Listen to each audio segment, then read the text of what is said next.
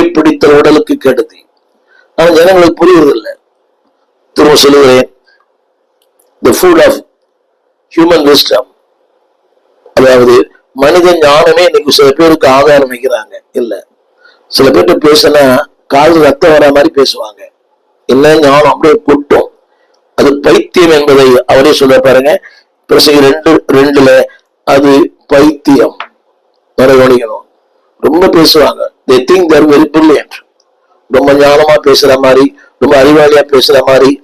அன்பார்களே, that is a human wisdom is a perish. உலக ஞானம் அழிந்து போகிற ஒரு போஜனம்.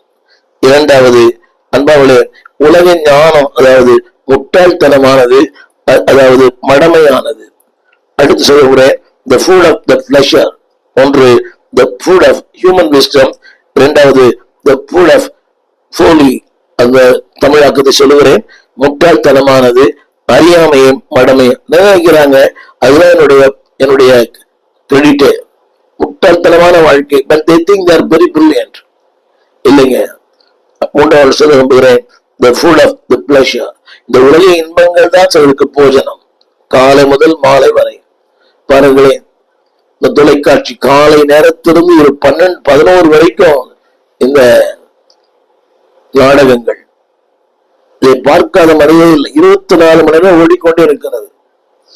அந்த தேவ பிள்ளைகளே, மகிழ்ச்சியும் களிப்பும் சிற்றின்பங்களும் அழிந்து போகிறது. அழிந்து போகிற போஜனங்களில மூன்றாவது போஜனம் மகிழ்ச்சியா, உலக மகிழ்ச்சி அழிந்து போகும், உலக களிப்பு அழிந்து போகும், உலக சிற்றின்பம் அழிந்து போகும், உலகத்தின் ஞானம் அழிந்து போகும்.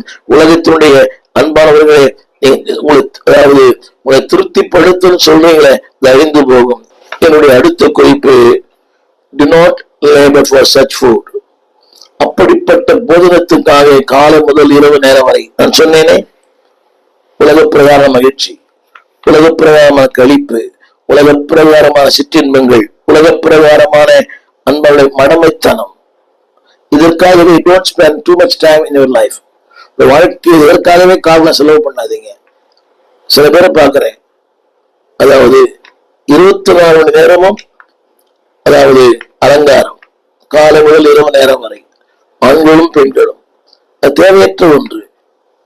அடுத்து சொல்றேன், do not labor for such food. அப்படிப்பட்ட ஒன்றுக்காக உழைக்காதீங்க. வேதம் சொல்கிறது, அன்பானவர்களே, நீங்க வேலை செய்யக்கூடாது அர்த்தம் இல்லை, வேலை செய்யுங்க. ஆனால் நீங்க செய்யற வேலையில அவனுடைய ரிசல்ட் என்னன்னு பாருங்க. வேதனை சொல்கிறது 1 தீமோத்தேயு 5